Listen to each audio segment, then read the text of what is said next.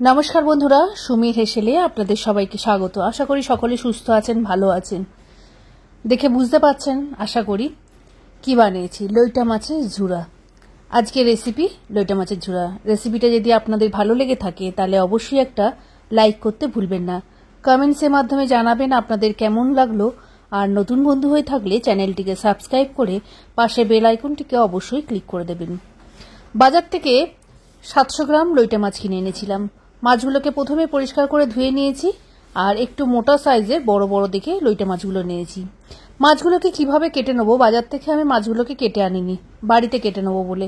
বাজার থেকে কাটলে ছোট ছোট বড্ড পিস করে দেয়, তাতে মাছের যে কাঁটা ছাড়ানোর ব্যাপারটা থাকে সেটা বড্ড অসুবিধা হয়, তাই বাড়িতেই কেটে নেব। আর এই মাছ কাটা খুব সহজ, কাঁচি দিয়ে আমি পুরো মাছটা কিভাবে কাটছি দেখে নিন। মাথাটাকে বাদ দিয়ে দিয়েছি, পাশের পালক ডানা যেগুলো আছে সেগুলোকেও বাদ দিয়ে দিয়েছি। মাথা আর ডানাগুলো বাদ দিলেই মাছ পরিষ্কার। মাথাটা কেটে বাদ দেওয়ার সময় পেটের মধ্যে যতটা নোংরা থাকে সেগুলোকে টেনে বার করে দিলেই মাছ পরিষ্কার।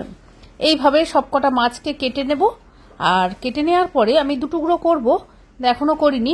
আপনারা যদি চান এরকম গোটা গোটা রেখেও কিন্তু রান্না করতে পারেন। ঝুড়ি রান্নার ক্ষেত্রে এরকম গোটা রাখলেই কিন্তু সুবিধা হয়। কেন সুবিধা হয় সেটা আমি আপনাদের পরে জানাচ্ছি। এইভাবে প্রতিটা মাছকে পরিষ্কার করে কেটে নিয়ে আমি ধুয়ে নেব। লইটা মাছ কাটা খুবই সহজ। বেশিরভাগ মাছই আমি বাড়িতে নিয়ে এসে কাটার চেষ্টা করি, যেগুলো না একান্ত হয় সেগুলো দোকান থেকে কাটিয়ে নিয়ে আসি। মাছগুলোকে পরিষ্কার করে কেটে নিয়ে এবারে এগুলোকে আরেকবার ধুয়ে নেব।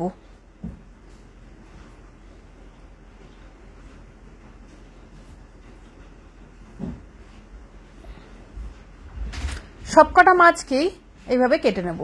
দেখুন খুব ইজি মাছ কিন্তু কেটে নেওয়া। আর এই যে মাথাটা কাটার সময় টেনে নিলেই ভেতরে সমস্ত নোংরাগুলো বেরিয়ে আসে।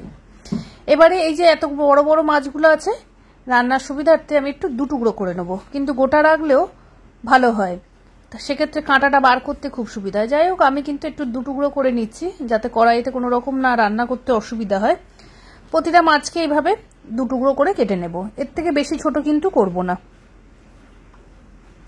সবকটা মাছটাকে কেটে পরিষ্কার করে ধুয়ে নিয়ে এসেছি। এবারে এর মধ্যে দিয়ে দেবো 1/4 টিস্পুনের মতন নুন, আর 1/4 টিস্পুন হচ্ছে হলুদ গুঁড়ো।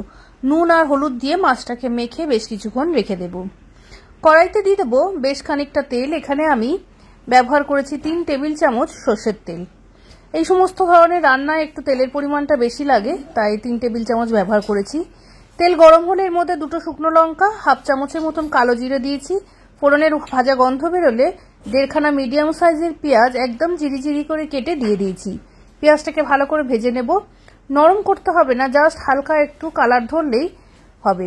এবার এর মধ্যে দিয়ে দেবো 1 টেবিল চামচ রসুন কুচি। আপনারা চাইলে এখানে রসুন বাটা কিংবা থেতো করে নিয়েও দিতে পারেন, তবে রসুন কুচিটা দিলে কি হয়, মুখের মধ্যে যখন ঝুড়িটা রান্না হবে ভাত খাওয়ার সময় মুখের মধ্যে রসুনটা পড়লে খেতে ভীষণ ভালো লাগে। দিয়ে দেবো একটা বড় সাইজের টমেটো কুচি। সমস্ত কিছু দিয়ে ভালো করে ভেজে নেব, যাতে পেঁয়াজ, টমেটো, রসুন ভালোভাবে নরম হয়ে যায় আর এগুলোর কাঁচা গন্ধটাও চলে যায়। টমেটোটা যাতে তাড়াতাড়ি নরম হয় তার জন্য এর মধ্যে দিয়ে দেবো হাফ চামচের মতো নুন। নুনটা কিন্তু বুঝে দিতে হবে, তার কারণ এই ধরনের মাছ এমনি নোনতা, তারপরে হচ্ছে যখন পরিমাণে অনেকটা থাকে আর এই মাছে প্রচুর জল থাকে, জলটা শুকিয়ে গেলে মাছের পরিমাণটা কম হয়ে যায়, তখন নুন বেশি হয়ে যাবে। দিয়েছি হাফ চামচের মতো হলুদ গুঁড়ো, হাফ চামচ কাশ্মীরি লঙ্কার গুঁড়ো, হাফ চামচ ঝাল লঙ্কার গুঁড়ো। সমস্ত কিছু দিয়ে মশলাটাকে খুব ভালোভাবে কষিয়ে নেব। আর ঝালটা যেহেতু আমি এখানে বেশি ব্যবহার করেছি তাই জন্য দিয়েছি বেশ কিছু কুচনো কাঁচা লঙ্কা। আপনারা আপনাদের স্বাদ মতন ঝালটা ব্যবহার করবেন। সবকিছু দিয়ে মশলাটা খুব ভালোভাবে কষানো যখন হয়ে গেছে, দিয়ে দিয়েছি লোটে মাছগুলো যে দুটুকরো করে রেখেছিলাম সেগুলো ওপরে এক এক করে। এখানে কিন্তু আমি মাছটা দিয়ে আর কোনো রকম নাড়াচাড়া করব না। মাছটা সাজিয়ে দিয়ে ওপর থেকে একটা ঢাকা দিয়ে 5 থেকে 7 মিনিটের মতন রেখে দেবো। মাছ থেকে প্রচুর জল ছেড়ে আসবে এবং মাছের গায়ের যে কাঁটাটা আছে সে কাঁটা থেকেও আস্তে আস্তে মাছগুলো ছেড়ে আসবে। মাছগুলো যখন কাঁটা থেকে ছেড়ে আসবে তখন কাঁটা চামচের সাহায্যে এইরকম কাঁটাগুলোকে বার করে নিতে হবে, নিয়ে ফেলে দিতে হবে। এইভাবে খুব সহজেই কিন্তু সমস্ত মাছের কাঁটা বার করে নেওয়া যায়।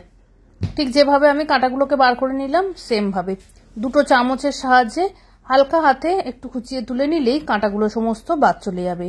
আর যে সরু সরু কাঁটাগুলো থাকে সেগুলো খাওয়ার সময় মুখে লাগে না, এই মেন কাঁটাটা বার করে দিলেই কিন্তু হয়ে যায়।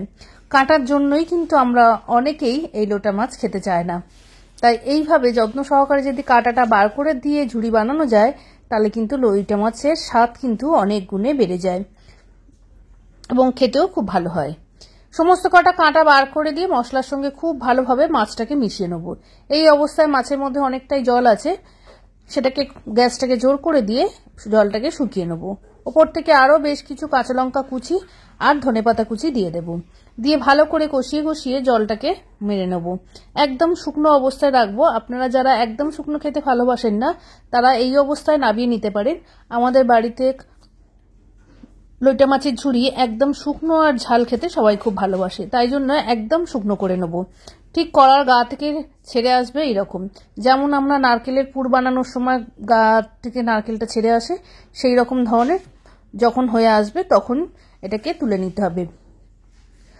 লোটা মাছের ঝুড়িটা আমার মোটামুটি রেডি হয়ে গেছে। এবার এটাকে আমি কড়া থেকে তুলে নিয়ে গরম ভাতের সঙ্গে সার্ভ করব। রেসিপিটা আশা করি আপনাদের সকলের ভালো লেগেছে। আর যদি আপনাদের এই রেসিপি ভালো লেগে থাকে তাহলে অবশ্যই একটা লাইক করতে ভুলবেন না, কমেন্টসের মাধ্যমে জানাবেন আপনাদের কেমন লাগলো। আর আপনি যদি আমার নতুন বন্ধু হয়ে থাকেন তাহলে চ্যানেলটিকে সাবস্ক্রাইব করে পাশের বেল আইকনটিকে ক্লিক করে দেবেন এই ধরনের নিত্য নতুন রান্নার রেসিপি পেতে।